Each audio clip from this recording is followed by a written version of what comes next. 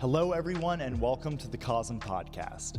In this episode, Alex and Allyson interview Matthew Fox, an internationally acclaimed spiritual theologian, Episcopal priest, and activist. Matthew has devoted 45 years to developing and teaching the tradition of creation spirituality, rooted in ancient Judeo-Christian teachings. Matthew has awakened millions to the much-neglected earth-based mystical tradition of the West, reviving awareness of Hildegard of Bingen, Meister Eckhart, Thomas Aquinas, and Thomas Merton, among other premodern and postmodern spiritual pioneers.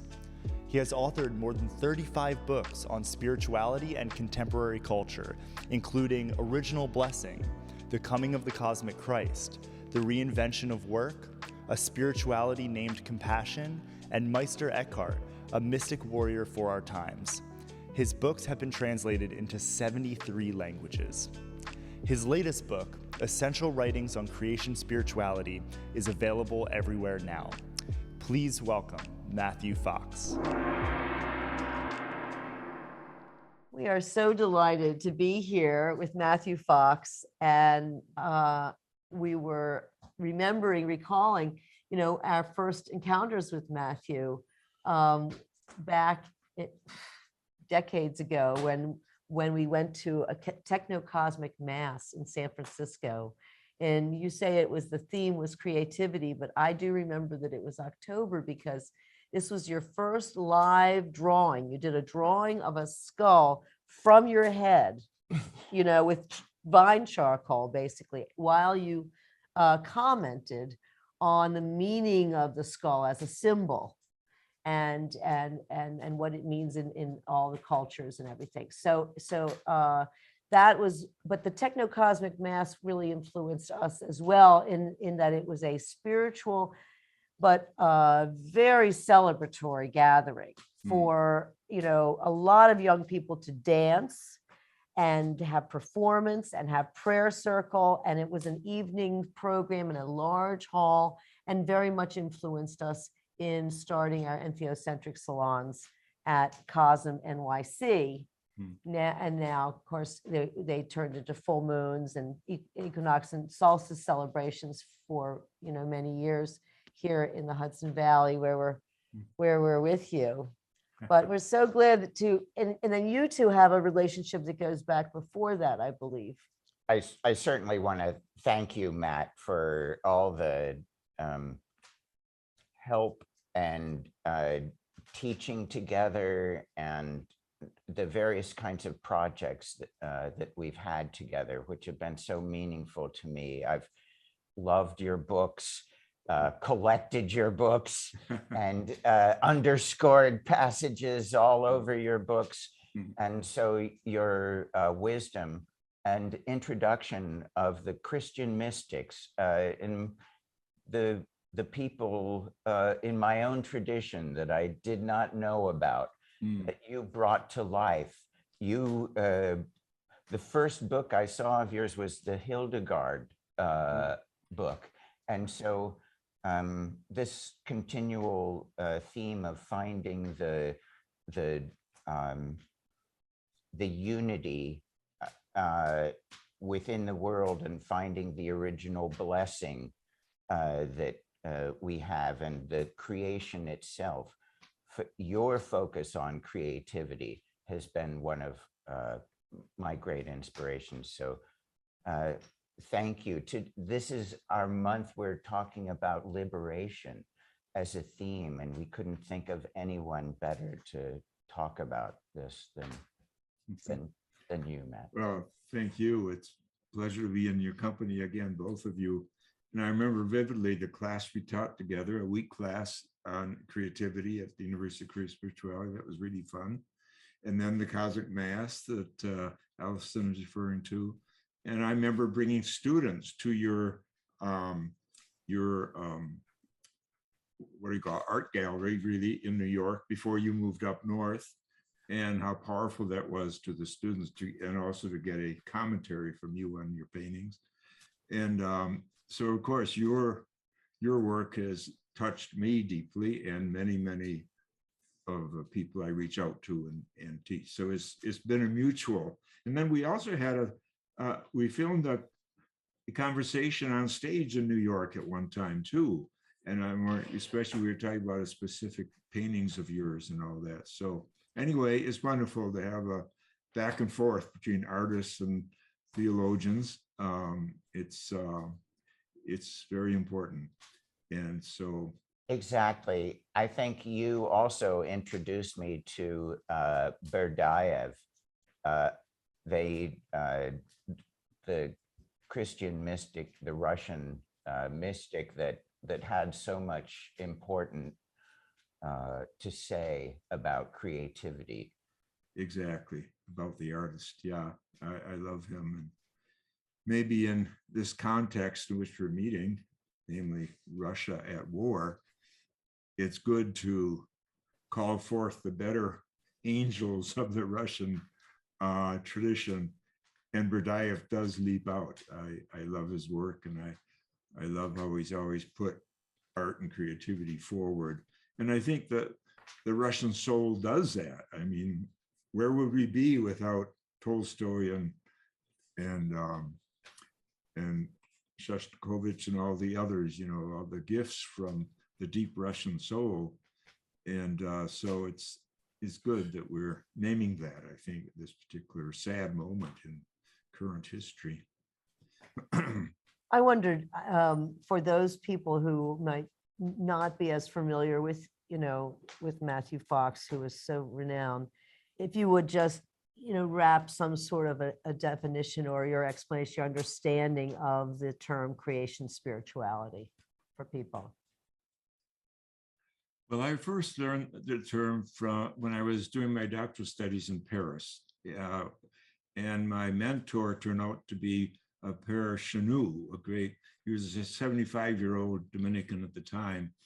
And he was very involved in liberation theology, and he's really the grandfather of liberation theology. But one day in class, he said there are two traditions in the West, at least in Christianity. One is the fall redemption tradition that begins with the fall, and the other is creation spirituality that begins with creation.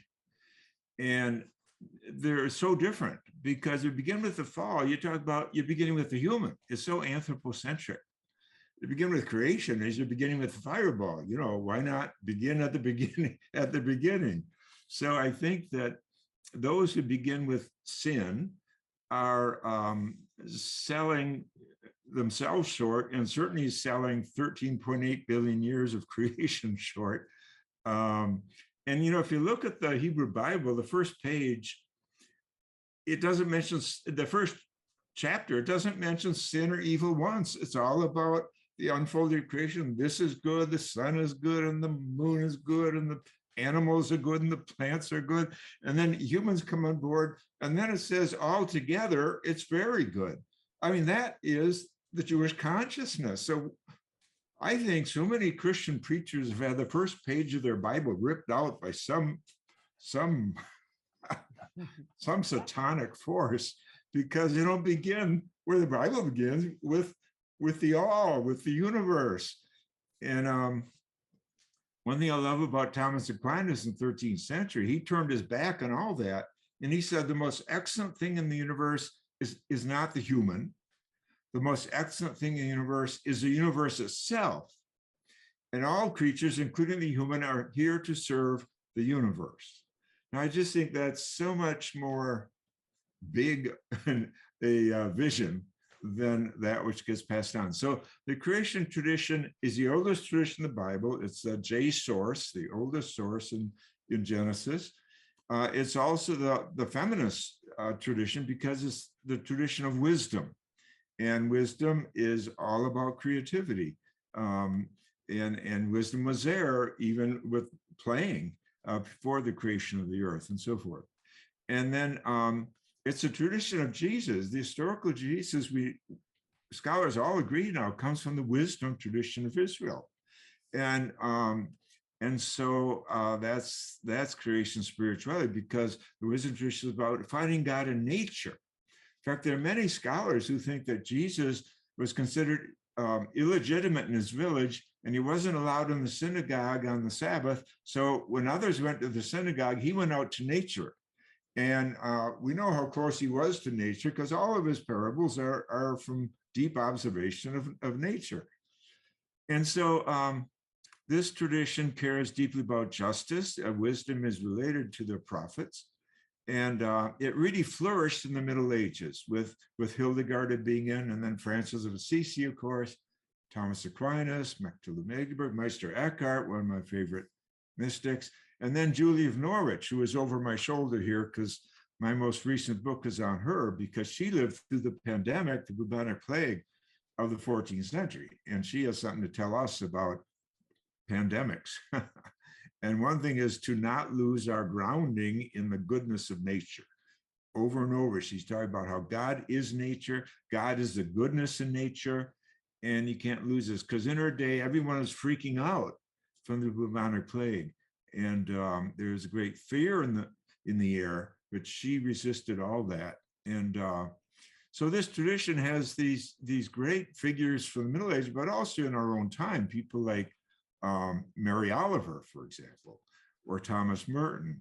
And of course, linking to the East, I think people like Thich Nhat Hanh, who was very close to Thomas Merton, that he recognizes divinity as the ground of all being, which is a teaching from Eckhart. He got from Thich Nhat Hanh got it from Paul Tillich, but Tillich got it from Eckhart. So anyway, the creation tradition is much more optimistic and feminist and justice oriented, and of course very much oriented toward our creativity, our co-creating with the Spirit. As Aquinas says, the same Spirit that hovered over the waters at the beginning of creation hovers over the mind of the artist at work.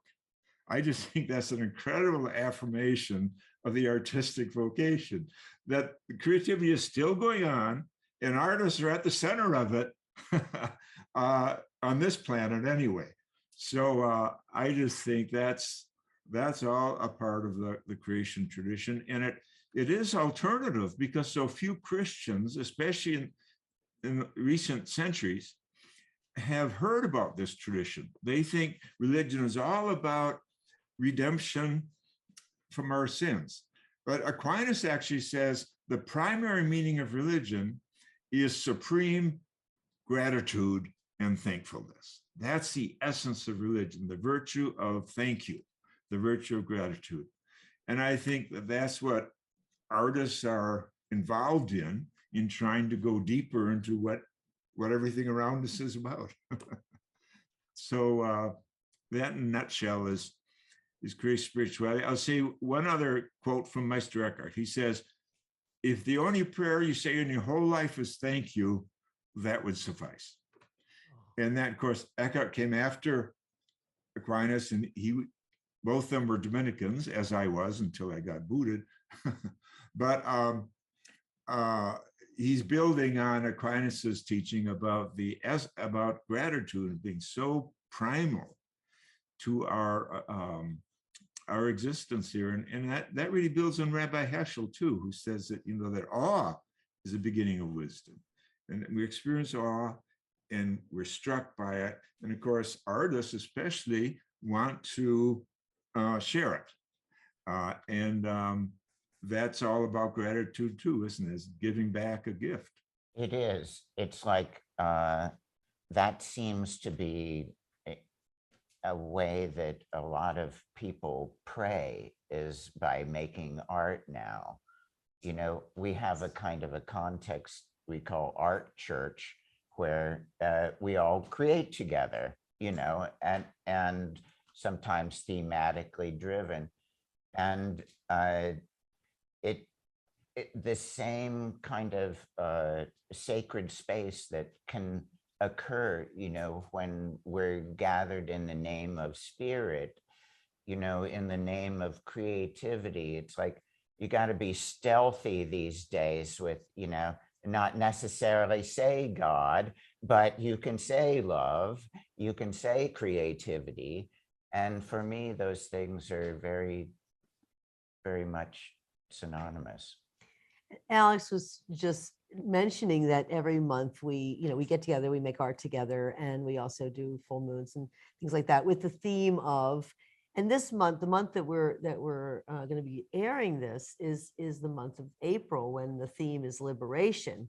And it's liberation because it's the month of Passover, where the liberation, Exodus, and is the whole center of the holiday.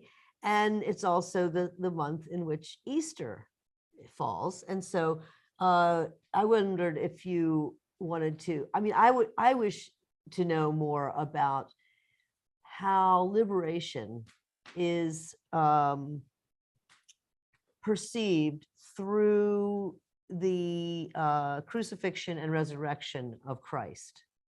Well, first of all, I commend you for choosing a theme like that in April for the very reasons you give, that this is the profound moment in Jewish history of Exodus and of being liberated from the slavery of Egypt and the pharaohs. And of course, that is so symbolic of so many other slaveries. And of course, the Black church, the Black tradition in America has, of course, picked up on that very strongly in terms of slavery and exit from it and the liberation. So there's that wonderful confluence of the Jewish experience and the Christian experience there, that and we're always in needing of liberation. Sometimes it's communal, such as Ukraine at this very moment, and sometimes it's deeply personal. People who fall into addiction, for example, or any other habits that are self destroying. We all know that we all hope that liberation is on the horizon, or it is possible, and so forth. So, it's such a broad archetype and theme that it applies to all of us, because no one goes through life without plenty of wounds. And some of them are self-inflicted, and some of them are culturally inflicted, and some are a combination of the two. So we're talking about an absolutely universal phenomenon here, and all the religions address it in some way. But as far as the Christian religion goes, of course, the story is usually told that, and again, it's a story. We don't have all the facts. There wasn't a stenographer around, but the story is often set in the context of the Passover, and that the Last Supper is often interpreted to have been a Passover meal, and it could have been. But the Passover, of course, is this amazing get-together, as you know, of Jewish families and friends to celebrate and to remember. And of course, remembering is so important in the Jewish tradition. In fact, Rabbi Heschel says the word remember summarizes the entire Jewish liturgy. And then at the Last Supper, Jesus said, "Do this in memory of me." So he was very much, obviously, in that tradition, since he was a Jew. And so the Good Friday, the crucifixion of Jesus, remember, was a very, very political act. He was killed by the empire. Now, there were some Jewish leaders in league with the empire, which often happens, in fact, the emperor at the time was Jewish, but he had built this magnificent temple, and he didn't want disturbance or the hori polloi messing things up during the holidays of Passover. And then Jesus comes along, I think quite naively. He was 30 and he was a peasant guy. He hadn't spent much time in Jerusalem. He didn't know the politics of who was running the temple, and that person running the temple was in certain cahoots with the guy running the Roman Empire, representing the Roman Empire in Jerusalem. So it was very complicated. And but Jesus had done enough outspoken resistance to the empire, such as throwing over the temples, the tables, and the sales that went on in part of the temple, that things got into disturbance. And this was a threat to the emperor's man, Herod, and it was a threat to the priests who ran the temple. So Jesus was not in a very good place. And of course, his teachings had been building up, that he had been taking on some of the culture's values and disagreeing with the culture's values. So it all culminated then in Good Friday, in his being crucified. We have to remember, though, that thousands of Jews were crucified in that era. It wasn't just Jesus. And crucifixion was an extremely torturous way to die. And the whole point, it was like lynching or something. The whole point was that it be a lesson to everyone else to get in line and shut up and do what the emperor tells you to do. And so his death became a rallying cry for rebels and outlaws, including women who were badly treated in that era. And in fact, the story tells us that 3 women hung around for the crucifixion. The men took off. They were afraid that they would be over-identified with Jesus and so forth. So, but archetypally, of course, what Good Friday represents is, of course, the power over, power under dynamic. It's domination. That's what the empire represented then, and empires still represent that today, AKA Russia versus Ukraine. So it's, again, a familiar story, a deja vu, really, that empires try to kill good people as a rule, but again, that's what Easter means. And 3 days later, that the idea that Jesus resurrected is a deep story, that empires don't have the last word, that death does not have the last word, that hope has the last word. And Otto Rank, who was not a Christian but a Jew, said that the resurrection is the most radical idea that humans have ever come up with. Why is that? Because he believes that our entire effort since tribal days has been to overcome death, that the fear of death is what holds us back. Other animals, they don't want to die, but they don't sit around, worrying about it a lot, except in a certain circumstance when they're being chased. But we humans, we get all tied up in knots about death. And he thinks that the whole history of humanity can be interpreted in terms of the quest for immortality. For example, the building of pyramids. That whole effort, and that was an effort to hundreds of thousands of workers, that whole effort was to see that one person, the pharaoh, got this real special burial. So he would be immortal, and then the rest of the community would participate vicariously in the pharaoh's immortality. And so he thinks even the whole kingship thing is the same thing. The king is dead, long live the king, and all that. It's all about immortality. But he says what Jesus and Paul are saying is they've democratized immortality. That humanity now, everyone gets into this resurrection thing. So let's get on with living this life and living it fully. That's how Rank interprets Easter. And I think it's brilliant, as so much of Rank is. And if it's true that we don't have to tie ourselves in a knot about fear of death, then we are all here to live fully. And living fully for Rank is living creatively. It's where the artist comes in. That we're all here.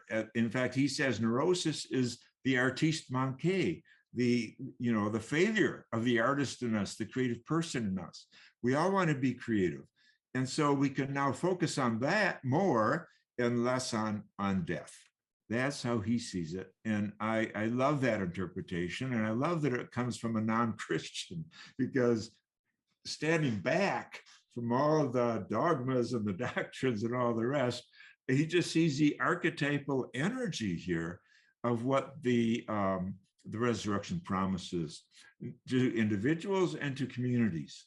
That and so we can put our energy, as some people are doing now, in our courage in Ukraine, but also they're doing it even in Russia, in protesting the the wars that empires love to live off of. So in a nutshell, that's how I see it. And it is liberation. It is another Passover.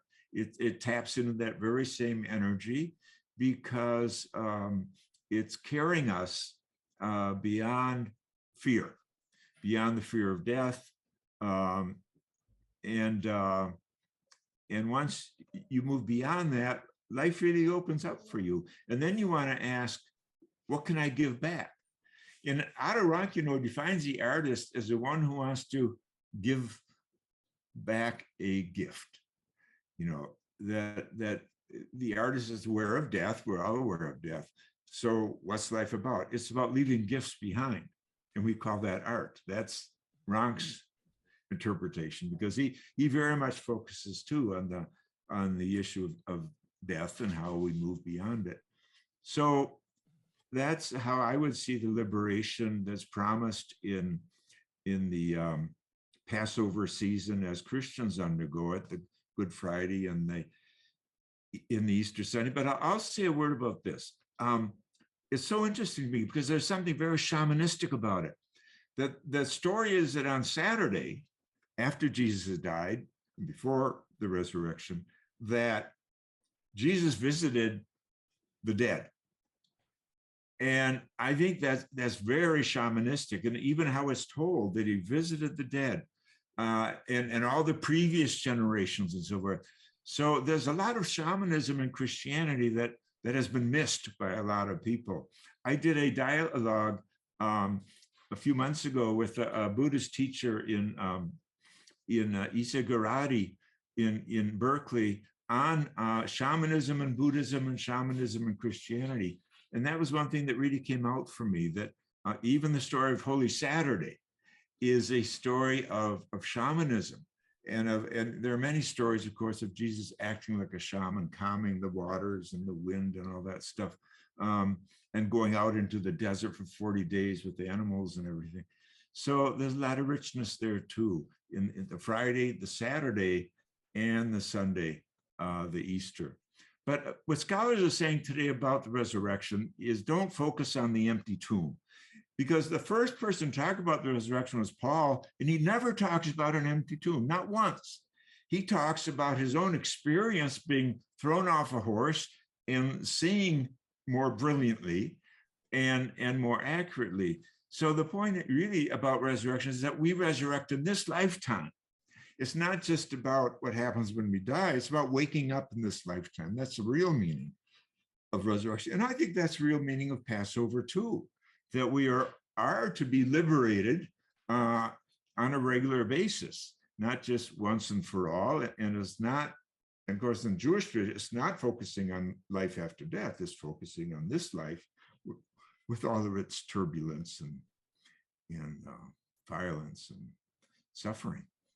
I just wanted to say there's also the thing about liberation of the sins, that Christ died for your sins is a liberation of the sins of all people, supposedly.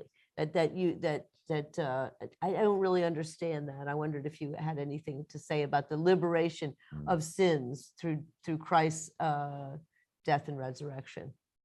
Well, I think there's been too much emphasis on that, frankly, by 90% of Christian theologians.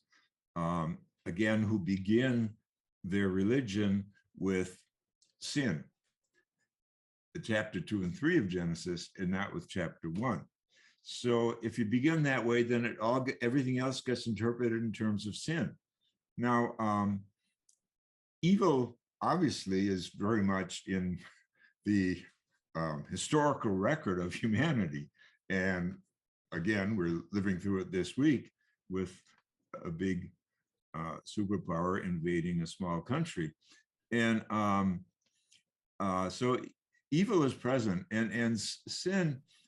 Buck Ghosthorst was the Lakota teacher, was close to me and was on my faculty for years. And he said one day, in our tradition, fear is a door in the heart that lets evil spirits in. The door in the heart. I just love that image. And think of each of our chakras as a door to the heart, all 7 chakras.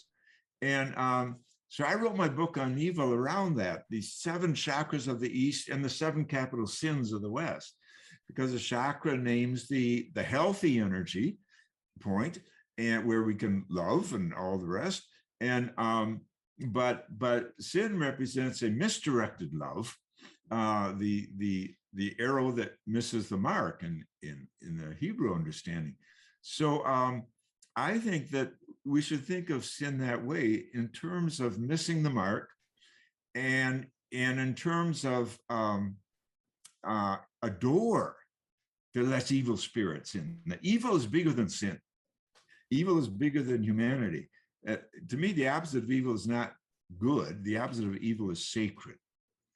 And I think when the sacred is ruptured, all kinds of evil spirits flow through, spirits of envy and spirits of warmongering and violence and domination and rape and all the rest. So we're so capable of, Aquinas said that one human being can do more evil than all the other species put together, which is astounding that he said that in the 13th century, 700 years before Stalin or Hitler or Pol Pot.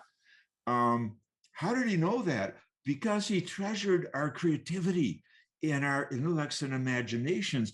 On the one hand, we can do so much with them. We can create a Webb telescope that's going to bring back the early light of the universe, for God's sake. On the one hand. On the other hand, we can also create nuclear bombs and threats of nuclear war and all the rest. So it is our imagination, our creativity, that gets us in our worst trouble and in our best, brings out the best angels in us. So, and that's, of course, the lesson from Deuteronomy: for your life and death, choose life. It's a choice. We have to choose what we're going to do with our creativity. And, we often make very bad decisions. So I think that is all part about the sin picture, that Jesus' whole teaching was, I think, can be summarized in one sentence of his: be you compassionate as your Creator in heaven is compassionate. And that we are capable of compassion. And this is what the Buddha taught, and the Dalai Lama teaches. It's what Muhammad taught. It's what Isaiah taught. This is what all healthy religion is telling us, but it's a choice. We have to make choices to choose compassionate and to choose life. That's where we stumble. And sin is a stumbling, but it's not the end of the game. So that's how I would contextualize the cross. For me, the cross represents, of course, evil, the killing of an innocent and good man by a more powerful institution called the empire. So that's a story that still is running strongly today. And but I think that there's a danger in let's just say decontextualizing what the cross was about. I think Christians have put too much emphasis on the cross and not enough on what I'd call, the resurrection or the empty tomb, and creation, the awe and wonder of 13.8 billion years that have brought us here in this fragile, tiny, unique planet. And do we really want to, leave it destroyed for future generations? Here's a wonderful definition of salvation I have to share with you. It's from Aquinas again. Aquinas, 13th century, he broke with the whole Platonic tradition of dualism and took on Aristotle. He was very controversial for doing it, but he said Aristotle does not denigrate matter. So he wanted to bring Aristotle into theology. But here's his amazing statement on salvation. He says, the first and primary meaning of salvation is this: to preserve things in the good. To preserve things in the good. That's what salvation and redemption are about for Aquinas. And if that isn't a perfect definition for our times of eco-matricide, I don't know what is. We're here to preserve things in the good, and whatever it takes. It means, if it means we all have to change our diets, then that's what it means. There's sacrifice involved, and that's part of the archetype of the cross, that Jesus was sacrificed, like the lamb is sacrificed at the Passover. There is a death going on here, a real death. And we all have sacrifices to make. But I just love that understanding of salvation. It doesn't say anything about heaven and hell. It doesn't say anything about my private little soul is going to get there over other people's dead bodies. It says to preserve things in the good, which presumes that we're alerted to the beauty and the goodness and the gratuity of this amazing planet and this amazing life that we've been invited into, you know? So I just love that. I think it redoes the entire Good Friday story. Oh, I do love that too.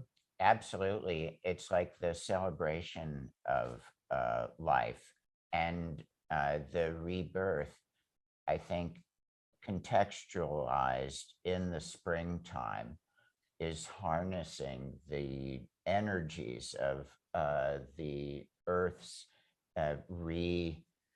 emergence, you know, from the coldness of winter. And so this kind of Persephone coming to adorn nature again in flowers and buds and everything like that is the energy also of creation. And this kind of death and rebirth sequence seems to, it's a very deep soul archetype. Exactly. Sure.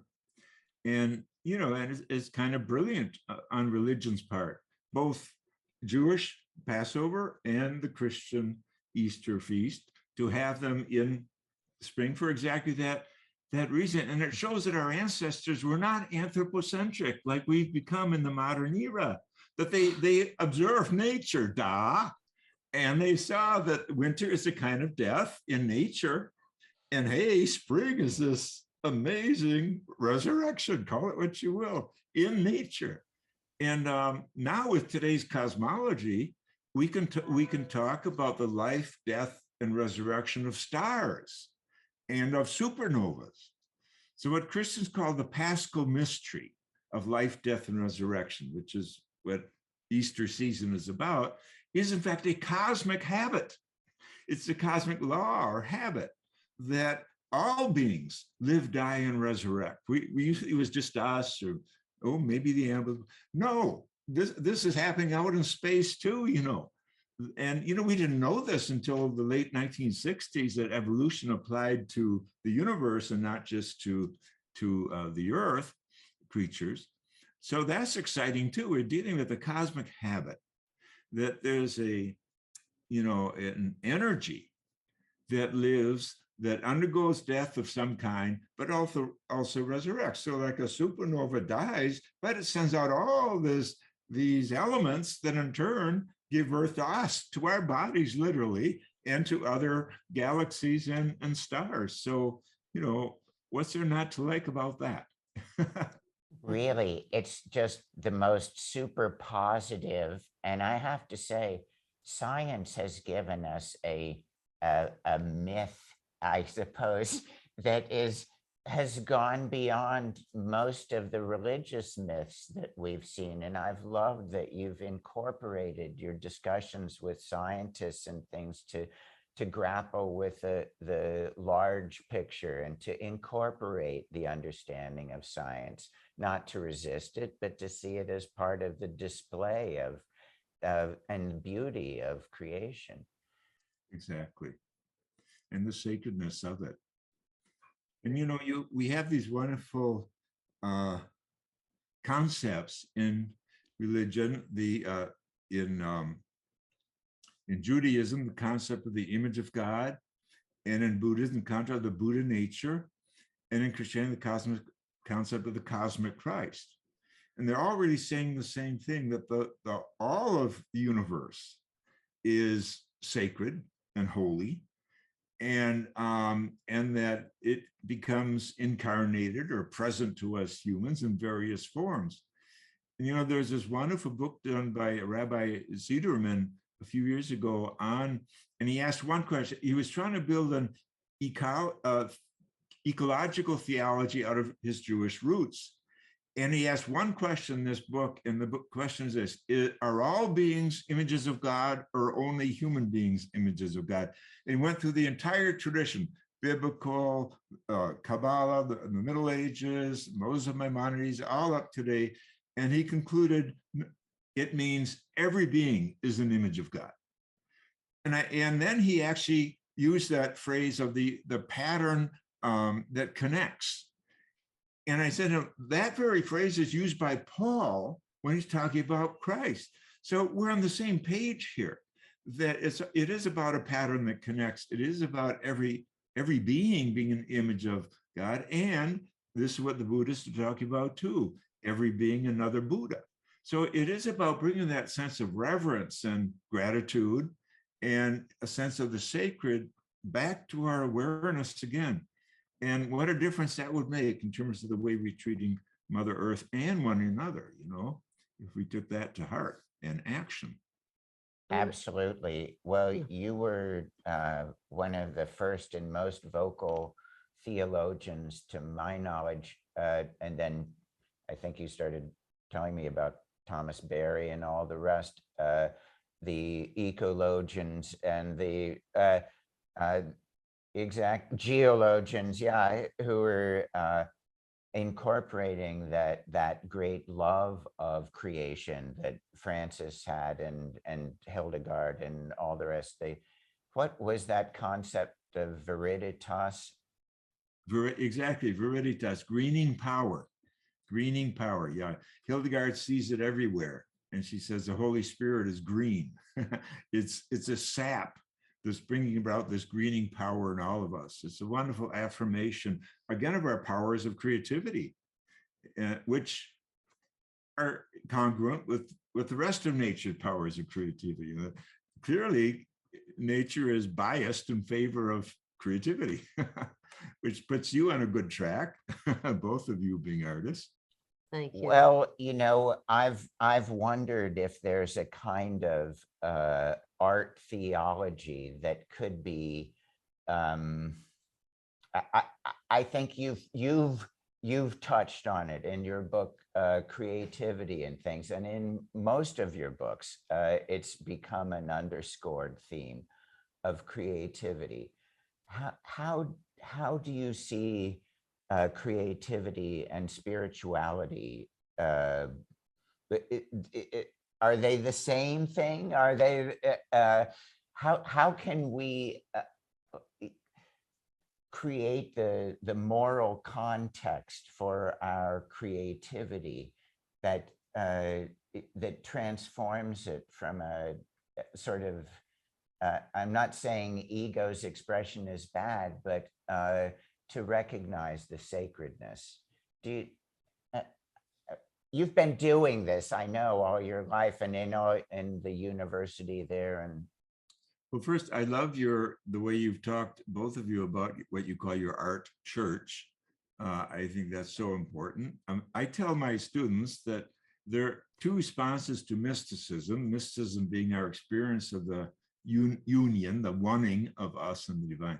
One is silence, and the other is art.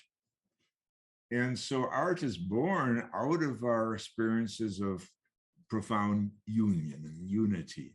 And I call that mysticism, and Eckhart called it breakthrough. Julian Norwich calls it oneing. She was the first woman to write a book in English, and she invented many words. She invented the word enjoy. She also invented the word oneing, which I think is a wonderful word for mystical experience. And Aquinas calls it ecstasy, and I often use that word too. But we have these experiences that are so deep in us, we do not forget them. And we have to pay attention to what we've we've undergone, because these experiences are pointing us to something. And so, yeah, I talk, as you mentioned, the creativity book, the subtitle is Where the Divine and the Human Meet. So that is absolutely, for me, one of the profound experiences of mysticism that is available to all of us.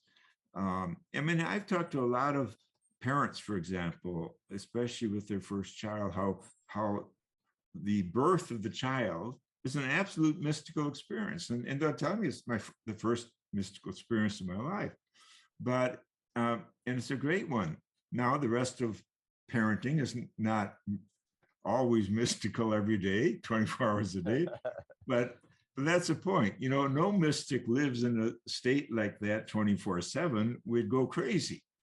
But that's where remembering comes in. And it's like any experience of beauty, that it has to feed us, and it calls us to the source. Aquinas says God is Pulcherrimos, the most beautiful being in the universe, and all other beings participate in the divine beauty. So any beauty we encounter is an invitation to go down that path deeper towards its source. And you know, and again, in pre-modern consciousness, and this is one reason I quote Aquinas so much, that beauty is a path to God. Like the Navajo people have prayer after prayer is all about beauty. I walk with beauty before me. I walk with beauty behind me. I walk with beauty above me. I walk with beauty below me. Your world is so beautiful, God. So many of their poems and prayers are about beauty. And the modern consciousness threw beauty out. Descartes has a whole philosophy with no philosophy of aesthetics. And it shows. That's why we're in an eco-crisis today, I think. So, and the human came first. I think, therefore I am. Oh, really, Mr. Descartes, get over it. You am, because 13.8 billion years of other creatures made you possible, including Earth, Sun, and Moon. So get over it. So anyway, yeah, I think that the idea of art theology is right there. I talk about art as meditation. We always had this as a practice in our school, because education, I think, is one of the biggest problems we have. I think of January 6th as a report card on American education, and we flunk. Because, you know, what are the values there? It's a reptilian brain unleashed. And, you know, we've had enough of that through thousands of years of patriarchy. And I think that the idea of art as theology, well, art as meditation. So like you did it with us that day at the Mass, and you do it whenever you paint and invite people to see your painting. But of course, we would have clay as meditation and dance as meditation and painting and singing and all the rest.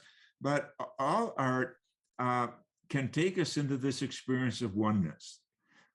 So meditation is not just emptying the mind and being still, but that is one very important kind of meditation, not to be excluded. But also we found that these ways of meditating through art are tremendously powerful. And psychologist Ornstein and Naranja wrote a book about this in the 70s and said, this is the way of the prophets. That art as meditation is the way of the prophets. Because when you think about it, yeah, all the prophets were artists. And I think of like Gandhi and King as being social artists. They organized anger. They organized the oppressed to do something nonviolently about their liberation. And this fits perfectly with the theme of April, doesn't it? And to me, it was social art. To fill the jails, that's social art, and make things uncomfortable for the system. Not by bringing tanks in, but by imagination, moral imagination. And all the prophets were involved in moral imagination. Why did Jeremiah become the first streaker, take all his clothes off and run around the walls of the city to wake people up? You know, hey, there's a naked man out there and he's shouting something. Yeah, he's talking about justice and injustice. Oh, they paid attention. This is what artists do. You get people to pay attention. And beauty does that, but sometimes running around naked does that too. So It made me think of, the artist Joseph Beuys, the late, great Joseph Beuys, who called that sort of activity social sculpture, which he defined as the artist's intention to cause social change through art. So he became like the first eco artist. And there have been many people who have done, ground remediation and river cleansings and things like this in the name of art.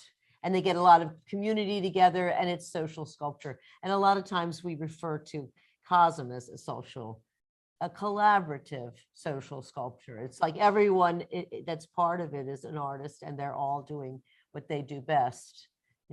I wanted to turn to, I understand that you have written at least 37 books. I don't know whether you've written more books than that, but you do have a new book out. And I wanted you to tell us a little bit about what makes this book unique. It's the latest book. that comes out in March. It's coming out in March. Okay, Yeah, good. okay, this one, I got an advanced copy just the other Thank day. you, Yeah, thank that's you. it. By the way, I'm sitting here in Meister Eckhart's choir stall in Germany, in Erfurt, Germany, because the Dominican church there was not destroyed during the wars, which is crazy. And so his choir stall was still there, and the whole chapel is still there. Anyway, I was there a couple of years ago. I taught a 1-week course there with a few other teachers about Eckhart, of course, in the very room where Eckhart taught in the 14th century. So it was very moving to me.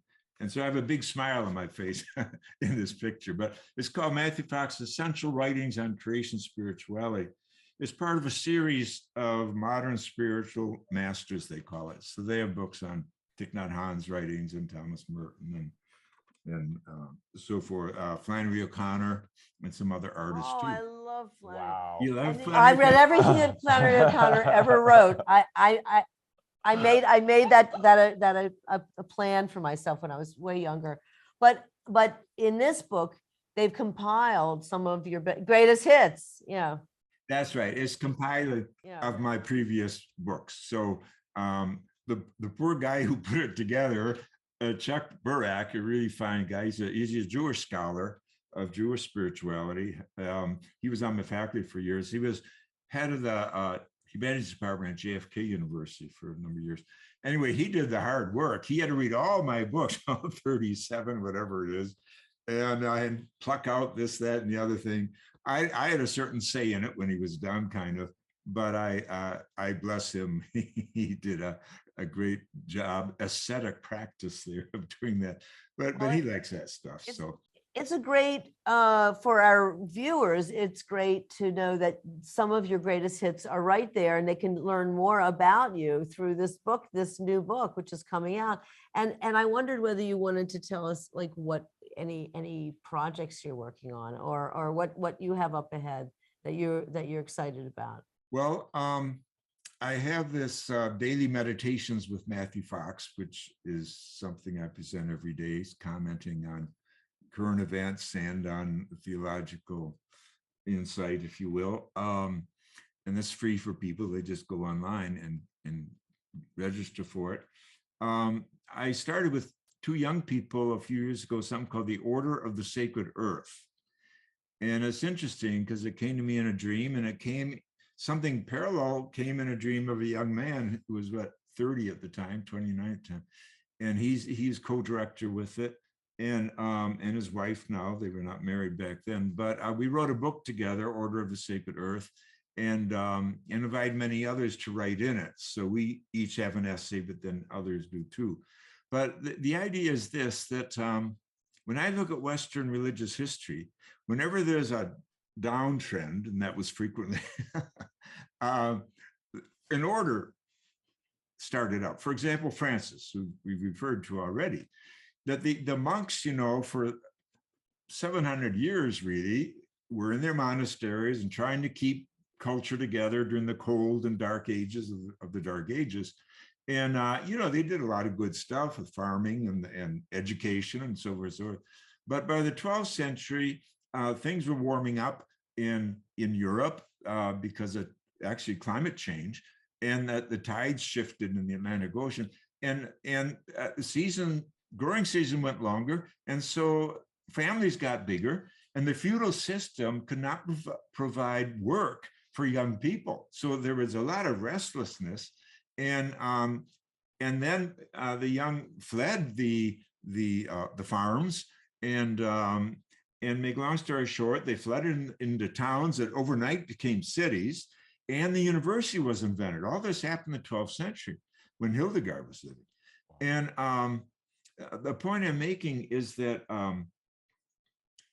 what is the point I'm making? What we're talking about? Well, I wanted to know more about the projects and what you see. The order, yeah. Order, And then yes. the Franciscan order popped up because the monks were still in the countryside feeding off the feudal system. But the young weren't there anymore, especially the energetic ones. They went to cities. They were getting this new education and universities, a whole new concept, not from monks. And religion was still stuck in the countryside. So Francis and Dominic, they were contemporaries, had this same idea. Well, let's us move to the cities with the young people, attend the universities, and get more modern, we would have called, out of the university, be contemplative and active, not just contemplative in prayer in a monastery. So that was Francis, and it was an absolute revolution, and it was so well timed. I mean, in a few years after he started his order, 5,000 people had joined the Franciscans. Wow. So anyway, this dream came to me about the Order of the Sacred Earth, that we need a new order today that is not beholden to any religious tradition, but is open to all of them. There'll be one vow. It's not a vow of celibacy or obedience or poverty. This is a vow. I promise to be the best lover of Mother Earth and the best defender of Mother Earth that I can be. That is the one vow. And we had our first vow-taking ceremony on the solstice 3 winters ago, I think, in a Buddhist center in Berkeley. And 84 people came, and there were Christians and Jews and indigenous and Buddhists and Hindus, and at least one atheist. A young woman came up to me after the vows and said, I'm an atheist, but I've been looking for a community that shares my values. I looked into what you guys are about. This is it. So I've taken my vow too. And that's kind of world we're living in today. And so, I think religion is like a great big ship. It's too slow to change, and time's running out. We have, 8 years left, according to science, to change our ways. Why not an order? Because that's the fast way to change religion. That's how Francis did it and all these other orders. And so it doesn't mean you have to burn bridges to your church or religion, but hey, let's have an order that's committed to the sacred earth and saving the sacred earth. So that's a project I'm involved in, the Order of the Sacred Earth. We meet every month online, and then we have what we call pods, where people in their bioregions are doing their organizing and doing their projects together and so forth. And I just think it's a good way to bypass organized religion, which is not real appealing to young people today, without burning bridges. And you can be in a religion or churchgoer or what have you, and still belong to this order. And so it came in a dream, and I put it out there, and then these young people came on board, and they're the directors of it. I just stand back, kind of the elder around. But that's a project I'm involved in, the Order of the Sacred Earth. There couldn't be a better project going right now. I think that's the, like you always have spoken about, the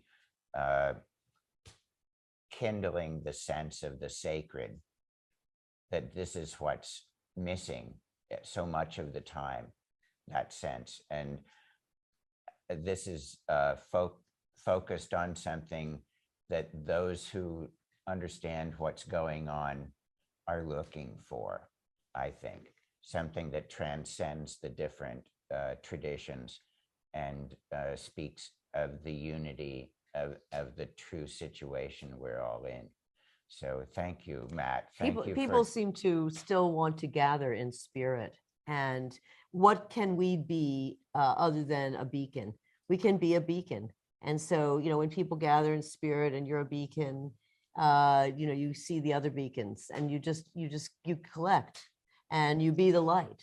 And that's kind of like, that's our job. And we really have been inspired by your work for since we've known you, which is a while. And we so admire you. And I'm so grateful that we could be together today, that you would give us I this assure you it's time. mutual. I'm inspired and I drink and am nurtured by your work all the time. Oh, thank you. Of course. Thank you so much. Thank you. And it evolves. I love your art church. And Oh, well, we registered as a religious organization, and we had to, go through the IRS kinds of things and get our church status and everything. New York State. And the, federal and everything. And so, because basically a conversation with a friend who said, hey, you keep saying you like spirituality, but not religion. And said, I just wanted to say that religion is such a big word. It's an important word, and you shouldn't just give that word away to the fundamentalists. We have to reimagine, what it can be for us today. And so a transcending order of the sacred earth and things like this, I think are a new response that's religious, but without having the dogmas that alienate people. And in the context of this, I simply wanted to say how important I thought your ceremonial handling of working with groups was, and how grieving ceremonies. It was the first time that I grieved with an audience was with you. And so especially now today and everything we're going through, I thank you for all the ritual that you're bringing. well, thank you. And I'm glad that you're involved in that too, because I do think ritual is the shortcut. It really is. It's the shortcut to getting to these deep shifts, transformations we have to do. I could tell you a quick story about grieving, and I couldn't agree more. Grieving is so important today. I say there are only two kinds of people in the world: those who know they're grieving and those who don't know they're grieving. But we're all grieving because of the loss of so much on the planet. But a few years ago, I was invited to lead a cosmic mass with Sounds True organization. About 1,000 people met at our annual retreat up in the mountains in Colorado. And there were Jews and Sufis and Buddhists, and there were rabbis and Christians of all kind. And afterwards, a woman comes up to me and she says, I'm an atheist. I'm a fierce atheist. I'm such a fierce atheist that when I'm walking down the street and there's a church, I cross the street to go by the church. I said, Ma, you are a fierce atheist. Well, she said, when we did that grieving part today, something happened to me. She pointed to her heart. She said, something shifted inside of me. By the time communion came along, she said, I was hungry for it. I had to have some. She said, my whole life is transformed today, and I don't know what's coming next. No. But it really was an interesting encounter. And we have to be more conscious and more proactive about grieving today, because if we don't grieve, we're all blocked up and our creativity cannot flow and our generosity cannot really flow. So, it's just basic physiology and dynamics that we have to find safe places and safe ways to get that grieving out. And then we're free. And that's part of redemption and salvation, these other words we've been throwing around, to do the grieving and because there is so much to grieve about today. But once you do it, the creativity flows again. And that's the resurrection, isn't it? Thank you. We were all grieving for the losses and the sadness in the world today, but we are also celebrating you and having been with you. So we have the sweetness of having been together today. And I hope that we get to be together, in person sometime soon. And yes. I hope so too. Yes, we want you to come here Yeah. anytime. You just let us know. You're welcome. All right. We love you, Matt. Matthew. Thank you. Okay. Thank Thank you. you. Thank you for tuning in to the Cosm Podcast. To learn more about Matthew Fox, you can visit the links in the description of this video. Feel free to like, comment, subscribe, and hit that notification bell to stay up to date on future podcasts, broadcasts, and virtual offerings.